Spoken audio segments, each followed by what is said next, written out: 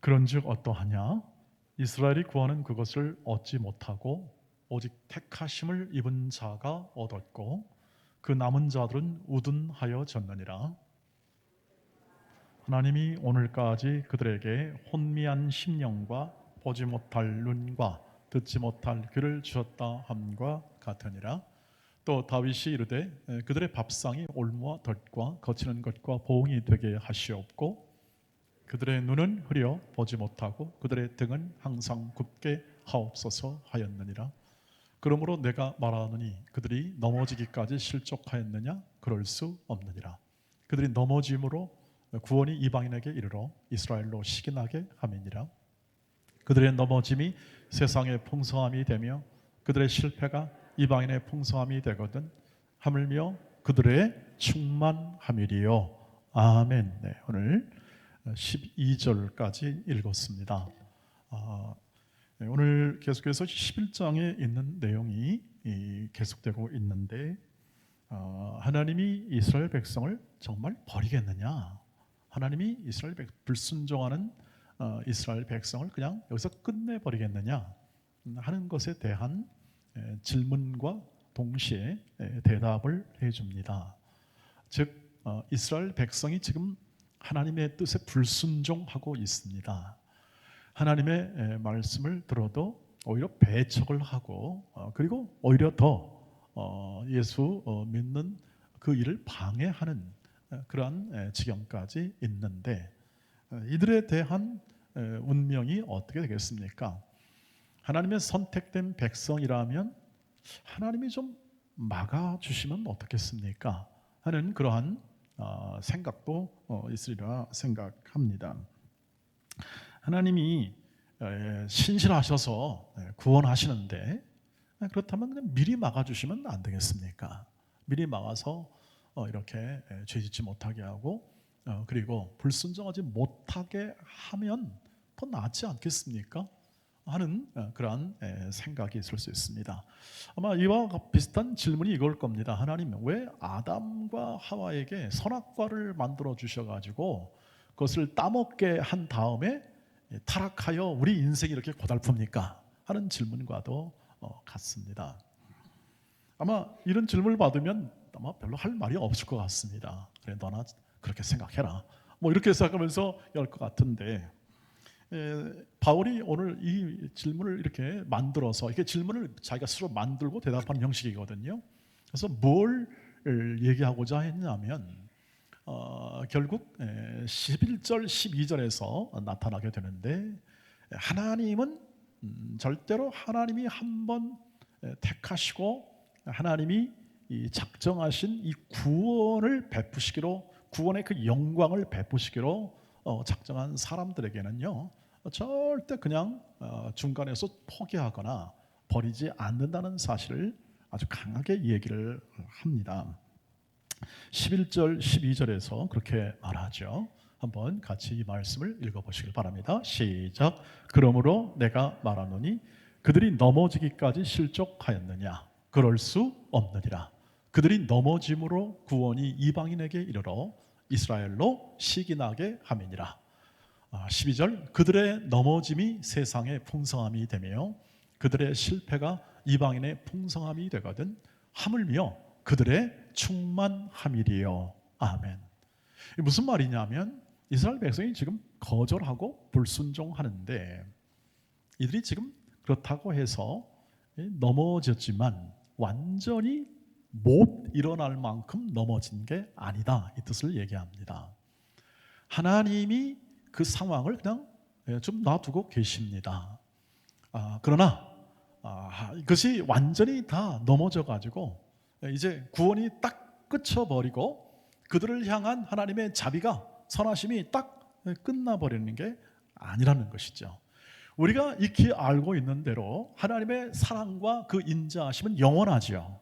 그 영원하신 하나님의 그 크신 사랑이 여전히 임하기 때문에 그들이 완전히 넘어지지 않고 다시 일어설 때가 올 것이라는 것을 얘기해 주고 있습니다. 다시 일어설 것이라고 하는 거예요. 그러면 뭔 뜻이 있습니까? 그들의 연약함, 불순종을 통하여 하나님이 구원의 영광, 하나님의 일하심의 구원의 영광을 이렇게 확대하고 더 크게 하고 계시다는 겁니다. 그래서 그들이 불순종하며 나간 문을 통하여 그들이 이방인이 오히려 구원을 확대하고 있습니다. 이 뜻을 얘기합니다. 즉 이스라엘 백성은 하나님의 백성으로서 먼저 항상 이스라엘 백성에게 복음을 가지고 갔습니다. 그러나 그들이 복음을 거부하자 그 복음의 문으로 이방인이 들어오기 시작했다 이거죠. 그렇게 쓰였다는 겁니다. 하나님이 그렇게 이 모든 과정을 인도했다는 것이죠. 이스라엘 백성의 넘어짐과 실패함과 그 불순종을 통하여 이방인에 대한 구원이 확대됨을 통해서 하나님이 원래 목적한 모든 구원이 이루어지고 있다는 뜻입니다. 확대되고 있다. 풍성이 일어나고 있다 이 뜻을 얘기하고 있습니다. 그래서 이렇게 얘기합니다. 그들의 넘어짐도 세상의 풍성함이 된 겁니다. 이스라엘 백성은 넘어졌지만 그 넘어진 자리에서 복음이 더 이방인에게 흘러가서 풍성하게 되고, 그렇게 되었다면 만약에 그들이 회복되어 더 온전하게 되면 얼마나 충만하게 될 거냐, 얼마나 충만한 하나님의 영광과 그 구원의 은혜가 나타나게 될 수 있을 것이냐를 생각해 보라 이 뜻입니다. 그것을 좀 더 구체적으로 표현한 게 사도행전 13장 45절부터 48절입니다. 이 말씀을 보시면 제가 읽어보면서 해석합니다. 유대인들이 그 무리를 보고 시기가 가득하여 바울이 말한 것을 반박하고 비방하거늘 유대인들이 불순종하지 않아요. 46절 바울과 바나바가 담대히 말하여 이르되 하나님의 말씀을 마땅히 먼저 너에게 전할 것이로되 너희가 그것을 버리고 영생을 얻기에 합당하지 않은 자로 자처하기로 우리가 이방인에게로 향하노라 말합니다. 주께서 이같이 우리에게 명하시되 내가 너를 이방의 빛으로 삼아 너로 땅 끝까지 구원하게 하리라 하셨느니라 하니 48절 이방인들이 듣고 기뻐하여 하나님의 말씀을 찬송하며 영생을 주시기로 작정된 자는 다 믿더라. 그렇죠. 이것이 지금 바울이 첫째 전도 여행을 떠나서 이 갈라디아 지방을 전도하면서 있었던 일입니다. 다 이방인에게 가는데 바울은 언제나 가는 곳마다 유대인들에게 먼저 갑니다. 유대인들 회당에 먼저 가서 복음을 전하고 그 복음을 예수의 복음을 알려주는데 이 유대인들이 어떻게 합니까? 야 그거 필요 없다. 우리는 충분히 하나님의 선택된 백성이고 하나님의 자녀들이다 하는 그 얘기를 합니다. 그래서 아예 뭐 영생 얻기로 그냥 우리는 아니 그건 필요 없다고 그냥 스스로 자처했다고 합니다. 그렇지만 그것을 통하여 어떻게 됐냐면 그 말씀을 들은 이 모든 동일한 이 말씀을 들은 그 지역에는 말씀을 들은 이방인들에게 갈라디아 지역에 있는 이방인들이 그 영생 얻는 하나님의 말씀을 듣고 어떻게 합니까? 다 들어왔습니다. 그 구원의 문으로 다 들어온 겁니다. 그러니까 어떻게 합니까? 유대인들이 시기긴 하죠. 저것들은 하나님의 백성들도 아니고 그리고 저 이류 시민 삼류 백성들인데 하나님의 이 놀라운 구원에 참여하네 이렇게 이제 의아해합니다. 그러나 그들이 돌이킨 건 아닙니다. 유대인들이 계속 돌이키지 않습니다. 지금 그 얘기를 하고 있는 겁니다. 동일한 복음이 증거되고 하나님의 뜻이 증거되었는데 이들은 불순종하고 그 불순종을 통해서 어떻게 합니까? 하나님의 구원이 확대. 하나님의 구원은요, 하나님의 선택된 이 백성의 이스라엘 백성만 구원하는 게 아니라 전 인류에 대한, 전 우주에 대한 구원입니다. 하나님의 구원의 크기는 그렇습니다. 만물이 통일되게 한다. 구원의 가장 큰 의미는 만물이 통일되는 거죠. 에베소서에 있는 말씀처럼. 그래서 오늘 이 말씀처럼 이것 하나님이 이렇게 행하시니 하나님이 구원하심과 그 하나님의 영광 나타내심, 구원은 하나님의 영광을 나타내는 것으로 표현합니다. 바울이 그 영광 나타내심이 얼마나 깊고 넓고 놀라우냐 하는 것을 너희가 알기를 원한다 이 뜻이죠. 왜 그럴까요? 우리가 그렇듯이요, 우리는 굉장히 구원을 축소합니다. 하나님이 하신 일과 하나님이 하신 일을 모르기도 하거니와 그리고 축소합니다.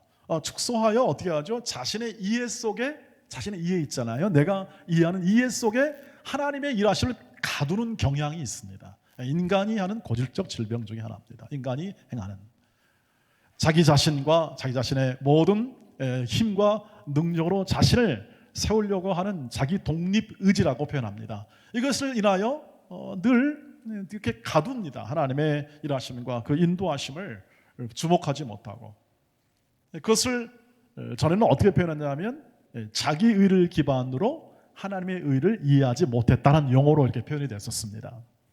그런데 오늘 이 하나님의 이 바울은 바로 그런 이 유대인들의 모든 이 현재 처한 상태, 그리고 앞으로 하나님이 구원을 확대하는 이 모든 과정 속에서 지금 유대인들의 불순종이나 이런 부분도 다 하나님의 넓고 깊은 섭리와 인도 아래 있음을 알라, 이 뜻을 가지고 있는 것이죠. 그들은 넘어지지 않을 거다. 다시 회복될 그날, 즉 남은 자들의 회복이 있게 될 것이라는 사실을 알려주고 있는 것입니다.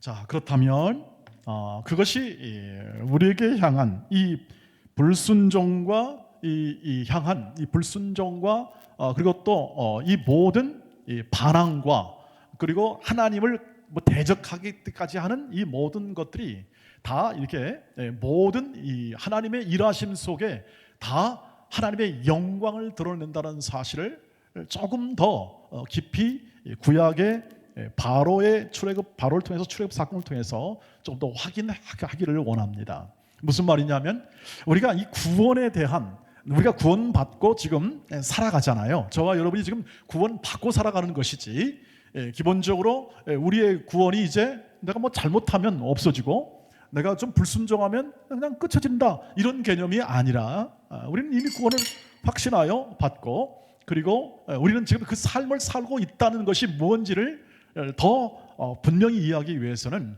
구원이라는 구원의 그 영광과 그 크기의 넓이를 자꾸 이해해야 합니다.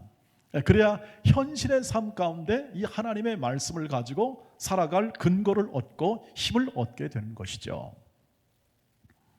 바로의 사건을 통해서 이 인간의 완악함이나, 즉 이스라엘 백성의 불순종이나 완악함이나, 또는 우리까지 포함해서 완악함이나 그런 것에 의하여 하나님의 구원이 제한받지 않는다는 사실을, 그리고 또 오히려 풍성하게 한다는 사실을 바로의 사건을 통해서 알려준 거죠.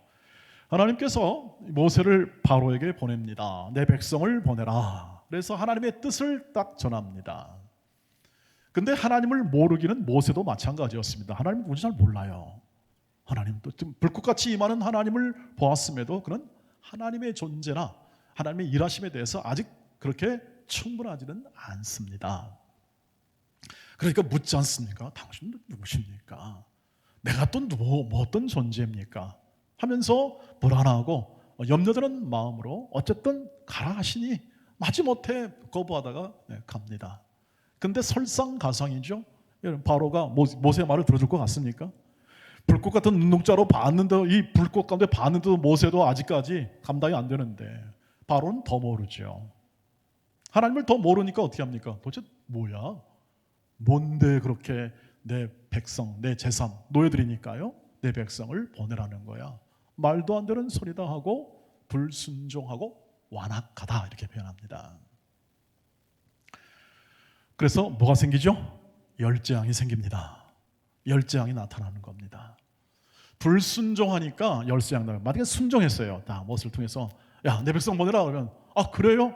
아니 모세, 내가 당신 잘 아니까, 당신 믿을 수 있는 사람이니까 내 복생 보낼게, 이렇게 했으면 어떻게 하죠?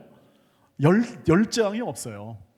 열재앙은 다 하나님의 영광을 나타내는 겁니다. 하나님의 능력, 권능, 하나님의 능력과 권능과 이런 지혜가 가장 아름답고 영예롭게 표현된 것을 영광이라고 말합니다. 그 빛나는 영예니까 그분의 능력, 지혜, 권세, 그분의 힘, 이 모든 것들이 온전히 나타낼 때 우리는 영광이라고 말합니다. 그분의 사랑, 인자, 이런 것들이요. 하나님이 열장을 주신 것은 하나님의 영광을 나타내기 위함이라고 출애굽기는 그대로 그냥 다 얘기하고 있습니다. 그대로 목적을. 그러면 그 안에서 이 바로의 완악함 때문에 백성들도 고통받고, 하지만 인간이 얼마나 하나님을 모르고 즐기냐면 절대 굴복하지 않습니다. 세상의 권력을 가지고 그것을 이겨보겠다고 끝까지 완악하죠. 그런데 하나님의 영광은 또 드러납니다. 재앙이 더할 때마다 하나님의 영광이 더 드러나요. 여러분, 하나님이 바로는 미워하고 이스라엘 백성을 사랑하다 하는 것으로 우리가 이해하기 쉽습니다. 하나님은 바로도 하나님이 세웠습니다. 바로도. 무슨 말이냐면 하나님은 은혜와 자비와 사랑으로서 이 모든 구원을 이루십니다. 폭력과 그리고 어떤 다른 것으로 이루는 것이 아닙니다. 세상의 힘과 모든 지혜로 구원을 이루는 게 아니라 하나님은 당신의 위대한 사랑으로 모든 구원을 이루어요. 바로에게도 회개할 기회를 주십니다. 바로에게도 회개의 기회에서 제대로 하나님을 알 기회를 주시는 거죠. 그런데 깨닫지 못하면 계속 헛발질하고 고생만 하는 겁니다. 그것이 재앙이고 또 재앙의 또 다른 의미입니다. 열재앙에 하나님의 영광이 드러나고 사람에게는 그 영광을 이해하지 못하고 계속 그것에 반하여 사는 세상의 대표가 바로 바로죠. 근데 어떻게 하죠? 바로도 나중에 항복했습니다. 나중에 항복하잖아요. 맞습니다. 이제 데려가십시오. 내 힘으로는 얻지 못합니다 하고 항복합니다. 물론 어찌할 수 없어 항복하고 나중에 또 추격하지만 하나님의 이 이끄심과 그 능력 베푸심을 통하여 하나님이 가고자 하는 곳은 어디냐 하면 항복입니다. 항복, 인간의 항복이에요. 그걸 끝까지 그의 능력과 지혜로 합니다. 그분의 담긴 사랑으로 합니다. 그것이 예수 안에 담긴 거죠. 그런데 여기서 보면은 이 하나님의 사랑이 그렇게 나타나고 하나님의 지혜가 그렇게 나타납니다. 하나님의 영광이 나타납니다. 불순종하고 넘어지고 그리고 이스라엘 백성도 잘 안 믿어요. 이스라엘 백성도 잘 안 믿으면서도 하나님에 대하여 오히려 조금만 힘들면 왜 우리를 여기다가 여기까지 그냥 하나님 당신이 찾아오셔서 이렇게 힘들게 만듭니까? 라고 불평하는 이 백성들의 이 삶과 그 모든 과정의 영역 속에서 하나님이 구원을 이루십니다. 놀랍죠. 놀랍죠. 그걸 보여주고자 하죠. 이 구약에 있는 이 구원의 출애굽 사건은 그걸 보여주고자 하고 오늘 그래서 그것이 모든 우리의 신약에 있어서 구원의 모형이 됩니다. 친히 구원하시는 하나님의 그 영광의 일하심과 깊고 넓은 하나님의 경륜과 하나님의 섭리가 거기서도 나타나고 그리고 예수 안에서도 나타나죠. 예수를 통하여 그 구원을 이루시는 하나님의 지혜입니다. 그러므로 이렇게 얘기할 수 있습니다. 동일하게 이 하나님이 불순종과 연약함 속에서 하나님의 구원을 이루시고 이 실족해 보이는 모든 과정 속에서도 하나님은 구원을 온전히 이루시는 하나님이시라는 사실을 우리가 안다면 우리의 믿음과 우리의 자녀됨의 그 영광과 그 은혜가 여러분 가운데 풍성하게 자리 잡게 될 줄 믿습니다. 하나님이 구원하시고 하나님이 자비롭게 우리를 대하신다는 것은 그냥 그렇게 단순하게 그냥 우리가 어떤 사람이 자비로워 은혜로워 하는 정도가 아니라는 것이죠. 깊고 넓은 하나님의 그 위대하신 그 영광이 드러나는 구원이므로 사람의 생각과 사람의 무너짐과 사람의 불순종과 사람의 모든 생각을 따라 이루어진 것이 아니라 하나님의 크신 능력과 지혜로 말미암아 되었기 때문에 그 붙들린 인생과 그 붙잡힌 인생 그것을 하나님의 자녀라고 말을 합니다. 예수 믿는다라고 말을 하고 그리고 우리는 성도가 되었다라고 말을 합니다. 같은 말들인데 각각 보는 각도에 따라 표현되는 말입니다. 그런 그 안에 잡힌 존재로 이 땅을 살아가고 있는 존재들이라는 것이죠. 그래서 우리의 각 사람의 인생은 하나님이 임하시는 영광의 무대입니다. 우리 각 사람의 인생은 하나님의 영광이 임하는 하나님의 임재의 무대입니다. 우리 인생이 그렇다는 겁니다. 그런데 하나님의 영광을 알지 못하고 하나님의 일하심을 알지 못하고 늘 자기 문제, 내가 속한 이 문제에 붙들려 가지고 우리는 고생하고 있는 거죠. 고생하고 있습니다. 힘들고 있습니다. 근데 문제는 뭐냐면 예수를 믿어도 그 현실이 똑같아요. 그러니까 고민하게 되고 이런 질문이 나오게 되는 거죠. 여러분, 하나님이 우리가 하는 고생, 한숨, 눈물, 우리 약함으로 인하여 하나님의 사랑과 그 은혜가 좌절되는 법이 없습니다. 저와 여러분의 향한 이 하나님의 크신 그 영광의 빛이 점점 사그러드는 일이 없다고 하는 것이죠. 우리가 모르거나 우리가 외면하고 있는 것이죠. 우리가 우리 문제와 우리의 놓여있는 이 거친 현실 속에서 우리의 모든 힘을 소진하고 있고 에너지를 소진하느라 힘들어 있다고 하는 것이죠. 이것을 외면하는 뜻이 아닙니다. 이 현실을 외면하는 뜻이 아닙니다. 하나님이 우리를 사랑하시고 우리를 불러주시고 우리를 앉히시고 우리를 오늘을 살게 하신 것은 영광, 하나님의 영광의 구원, 그 구원을 친히 살라 하는 것입니다. 살아가라. 그 영광의 풍성함을 주 예수 그리스도와 함께 살아가라 이 뜻입니다. 우리가 거친 이 현실 속에 살아가지만 이 현실이 오히려 하나님의 영광을 풍성하게 만드는 도구가 될 수 있다는 사실을 믿으라 이 말이죠. 저와 여러분이 겪는 이번 고난의 현실과 또 때로는 아픔의 그 현실이 장차받을 영광과 좋게 비교할 수 없다는 사실을 확인하라 이것이죠. 그런데 현실에서 해석이 잘 안 됩니다. 현실에서 그것을 알고 현실에서 그것을 적용해 보려고 하는데 현실의 힘이 굉장히 압도되지 않습니까? 현실의 힘이 압도합니다. 세상의 시스템이나 세상의 가르침이나 이런 것들이 우리를 압도하지 않습니까? 그리고 더 뛰어나다고 그렇게 생각하고 있습니다. 더 뛰어나다. 우리의 의식 속에는 하나님의 그 영광과 하나님의 그 일하심이 이 풍성하고 구원의 확대됨이 풍성하다고 생각하는 그 지식도 있는 반면에 우리의 의식과 우리의 경험 속에서는 현실을 살아봐야 현실이 더 무서워 이 얘기를 하지 않습니까? 그건 뭐냐면 현실이 더 무섭고 더 크고 우리를 두려움으로 충분히 예수를 믿어도 그것을 충분히 우리를 압도하게 할 만큼 크다는 사실을 우리 머릿속에 딱 담고 있기 때문에 그렇습니다. 그것이 바로 현실의 문제에 대하여 우리의 주의를 분산시키는 마귀가 하는 일입니다. 현실 속에 하나님이 우리에게 통해서 일하심에 대한 그 영광을 바라보지 못하게 합니다. 하나님은 쉬지 않고 우리의 현실과 우리의 가정과 일터 속에서 일하고 계십니다. 우리를 어떻게 일하십니까요? 그의 영광을 따라 깨우치게 하십니다.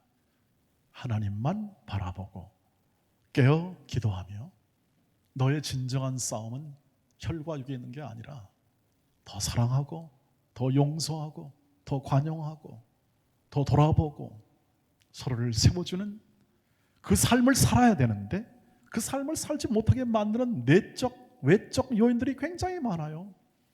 그것으로 인해서 어떻게 합니까? 점점 포기하게 되고 좌절하게 되면서 내 믿음은 별거 아니구나 하는 그런 자포자기까지 걸어가는 분들도 종종 발견되고 있습니다.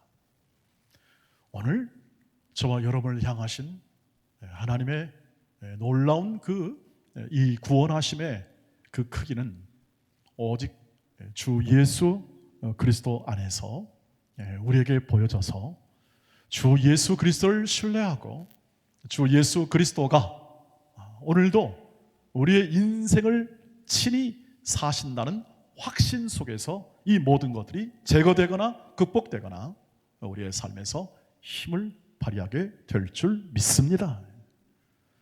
그것은 사랑으로 이루어졌기 때문에 은혜로 되었기 때문에 세상의 부와 소유와 명예와 권력에 의하여 이루어지는 게 아니라 예수 그리스도의 친히 살아계심과 친히 보여주심, 친히 그 인생을 예수가 이루어 주었기 때문에 그 세상의 그 어떤 것도 그 예수의 사랑에서 끊을 것이 없고, 이 세상에 가져오는 무서운 시스템과 조직과 그 힘 어떤 것도 그 사랑에 잇대어 살아가는 우리 하나님의 자녀를 무너뜨릴 수 없다는 믿음으로 살아가게 될 때, 우리는 이 현실을 극복하고 그것을 무엇을 넘어 나아갈 수 있는 동력과 힘을 얻게 될 줄 믿습니다. 로마서 8장 31절부터 시작되는 바울의 지난 고백의 우리의 그 감탄을 들었습니다. 그것은 무엇이냐면 하나님의 위대한 사랑에서 누가 우리를 끊을 수 있겠는가 하는 것입니다. 역사상 유례가 없는 하나님의 위대한 사랑, 그 위대한 사랑은 우리가 뛰어나거나 멋지거나 잘났을 때가 아닙니다. 하나님은 우리가 불순종하고 죄인이었을 때 그 하나님의 사랑으로 구원을 이루었습니다. 로마서 5장 8절 10절 말씀 보십시오. 같이 읽겠습니다. 시작. 우리가 아직 죄인 되었을 때 그리스도께서 우리를 위하여 죽으심으로 하나님께서 우리에 대한 자기의 사랑을 확증하셨느니라. 9절. 그러면 이제 우리가 그의 피로 말미암아 의롭다 하심을 받았으니 더욱 그로 말미암아 진노하심에서 구원을 받을 것이니, 곧 우리가 원수 되었을 때 그의 아들의 죽으심으로 말미암아 하나님과 화목하게 되었은즉 화목하게 된 자로서는 더욱 그의 살아나심으로 말미암아 구원을 받을 것이니라. 아멘. 우리가 불순종할 때 이미 예수께서 구원했습니다. 은혜로, 사랑으로. 그러니 예수를 믿고 우리가 살아가고 하나님의 자녀된 인생에는 얼마나 크고 놀라운 구원이 있겠느냐 이거죠. 이것에 눈을 뜨시기를 주의 이름으로 축복합니다. 하나님의 일하심은 불순종을 넘어서는, 모든 실패를 넘어서는 하나님의 세우심과 우리를 거룩해 하심, 영생에 이르도록 거룩해 하심의 역사가 우리의 인생 가운데 있게 된다는 사실을 믿으시기를 바랍니다. 그것이 바로 하나님의 영광의 무대라는 말씀을 드렸고, 오늘 우리는 그 인생을 은혜로 살아가고 있습니다. 그러면 이런 질문이 생깁니다. 자, 하나님이 그렇게 인도하신다면 우리 대충 살자. 우리가 걸어가는 길 속에 하나님의 그 끝내 반전의 역사와 이끄심이 있다면 대충 살자. 어차피 이렇게 살아도 하나님의 은혜가 있고 저렇게 살아도 하나님의 은혜가 있지 않느냐, 이렇게 생각할 수 있습니다. 거기에 대하여 우리 바울은 이렇게 대답합니다. 로마서 6장 15절 16절입니다. 15절 읽겠습니다. 그런즉 어찌하리요? 우리가 법 아래 있지 아니하고 은혜 아래 있으니 죄를 지으리요? 그럴 수 없느니라. 같은 말입니다. 대충 살자, 은혜롭게 살자, 얼버무리며 살자. 여러분, 은혜라는 말씀은 이런 말씀을 종종 하죠. 우리 은혜롭게 합시다 그러면은 꼭 얼버무리지 마세요라고 얘기하지 않습니까? 다 그 말이 나오게 된 배경과 어떤 정황이 다 있겠습니다. 다 정당성 있겠습니다만, 그건 은혜라는 말을 잘 깊이 있게 이해하지 못한 결과의 말이죠. 그 응답이죠. 은혜를 받아서 어떻게 되었다는 겁니까? 너는 거룩하게 살아야 할 운명을 받았다 이 뜻입니다. 존재가 되었다. 그렇게 살아야 된다라는 법, 이 땅에 있는 법이 있죠. 윤리가 있습니다. 너는 이렇게 살아라는 법과 윤리의 차원을 넘어서는 이야기라는 뜻입니다. 우리의 생각과 우리의 마음은 늘 이 땅에서 일고 있는 윤리나 도덕이나 법에 의해서 판단합니다. 적어도 이 정도 상식적으로 살아라, 좋습니다. 그렇게 함께 사는 것, 우리가 같이 어울려 이 땅을 살아가는 도리요, 우리의 삶의 방식 중에 하나가 되리라 생각합니다. 성경에도 나와 있죠, 당연히. 그런데 우리가 말하는 지금 우리가 깨우치고 우리가 더 확대하고 우리가 좀 더 이렇게 이해하고 알기를 원하는 것은 뭐냐면 이것입니다. 이거 우리가 말하는 이 구원은 뭐냐면, 이 은혜 안에 있다는 것은 뭐냐면, 결국 하나님의 뜻으로 말미암아 우리의 뜻이 아니라 하나님의 전능하신 주도적인 하나님의 사랑의 결과, 우리는 죄에 거할 수 있는 사람이 아니라 이 땅에서 이 땅이 가르쳐주는 명예와 소유와 권력에 의하여 내 자신을 확보하고 힘을 가진 존재로 이 땅을 의미 있게 살아가는 존재가 아니라 주 예수 그리스도의 사랑에 잇대어 그 사랑의 인생을 이루는 인격적 존재예요. 거룩한 존재로 살아가도록 어떻게 합니까? 딱 둘러세웠다는 겁니다. 분리시켰다는 겁니다. 구별해 냈다는 것이죠. 그 운명이라는 것입니다. 그러니 한 사람 한 사람이 그 예수의 인격을 담아 그렇게 만드시는 하나님의 그 섭리를 우리가 다 어떻게 이해할까요? 다 어떻게 그것을 다 우리가 담을 수 있을까요? 그래서 영생은 무엇입니까? 우리의 구원은 무엇입니까? 그 지혜와 권세와 그 능력으로 우리를 영원한 하나님의 자녀의 영광의 자리에 이르기까지 우리를 이 인생이라는 기회 속에 우리의 그 영광을 담아 우리를 이 인생 거친 현실 속에서 그 구원을 이뤄내시는 하나님의 아들, 딸로 하나님의 자녀로 뗄래야 뗄 수 없는 하나님의 말씀에 순종하는 하나님의 자녀로 불렀다는 것이죠. 불렀다. 그게 바로 부르심입니다. 부르심이야. 로마서 6장 19절 말씀입니다. 같이 읽겠습니다. 시작. 너희 육신이 연약함으로 내가 사람의 예대로 말하노니 전에 너희가 너희 지체를 부정과 불법에 내주어 불법에 이른 것 같이 이제는 너희 지체를 의에게 종으로 내주어 거룩함에 이르라. 왜 거룩함에 이르라 합니까? 마땅히 그런 존재로 신분과 지위가 주어졌다는 뜻입니다. 그것이 구원입니다. 하나님의 영광의 나타냄이십니다. 그 하나님의 뜻, 하나님의 일하심 속에 나타난 하나님의 목적을 확인한다면 우리는 그렇게 우리 마음대로 우리 인생을 살 수 있는 그런 운명이 아니라는 것을 확인하셔야 합니다. 그것이 자각이고 그것이 깨우침이고 그것이 우리의 믿음의 내용입니다. 저와 여러분이 걸어가는 길 속에 하나님이 이런 인생을 살도록 했고 지금 이 현실 속에서 여러분에게 오늘도 말씀을 주시고 여러분에게 할 일을 주시고 그리고 사랑해야 할 대상을 주시는 겁니다. 까다로운 사람, 약한 사람, 그런 사람들이 어떻게 합니까? 하나님의 영광을 나타내시는 우리를 통하여 하나님의 영광의 인생의 무대를 만들어 그것을 살게 하시는 그 인생의 기회를 주시는 그 하나님의 인도하심에 순종하는 삶이죠. 그 사람은 그래서 그 영광을 아는 사람들은 다 가진 사람임을 압니다. 그래서 감사가 나오죠. 다 감사. 자기 이해가 분명하죠. 하나님의 자녀에 대한 이해, 그리고 성도로 살아간 믿음으로 살아간다는 그 성도의 이해가 분명한 사람들입니다. 우리의 삶이 결코 작지 않다는 뜻을 말합니다. 한 사람 한 사람이 주의 영광이 맺기 때문에 주 예수의 인격을 담았기 때문에 그 삶은 예수만큼의 가치를 하나님이 부여하십니다. 예수만큼의 가치입니다. 그래서 우리 이해가 달라질 수밖에 없습니다. 우리는 늘 그렇습니다. 우리는 같은 일을 반복하죠. 우리가 하는 모든 일들, 우리가 지금 사회나 우리의 삶에서 하는 일들이 그렇게 눈에 보이질 잘 않습니다. 주목받지 못합니다.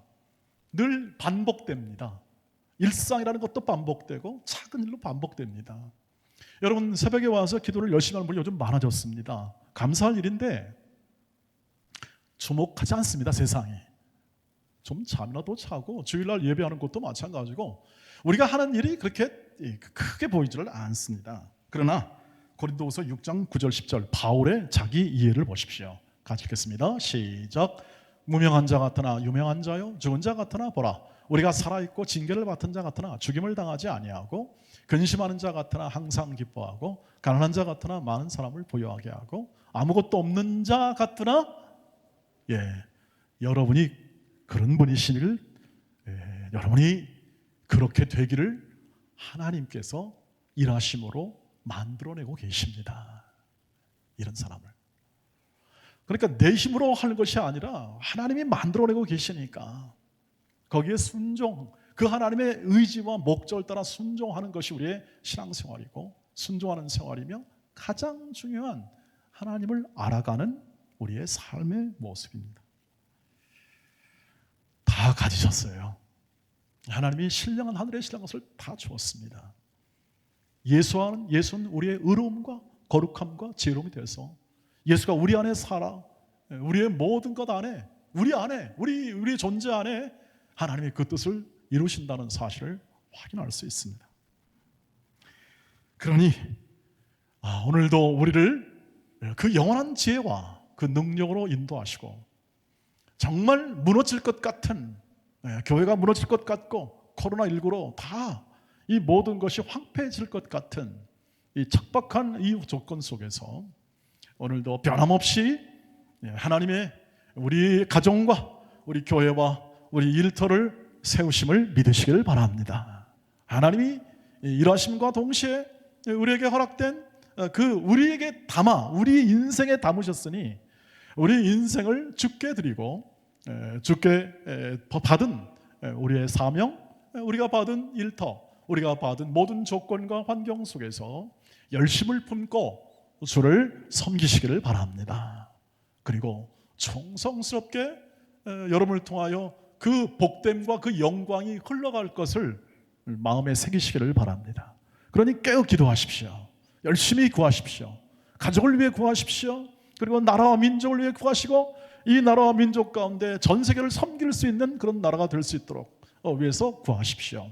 하나님이 그 일을 이루시고 계시고 하나님이 그 일을 쉼없이 하시고 계시니 우리도 열심을 내어 더 열심히 교회도 사랑하고 성도를 사랑하며 그리고 분투합시다.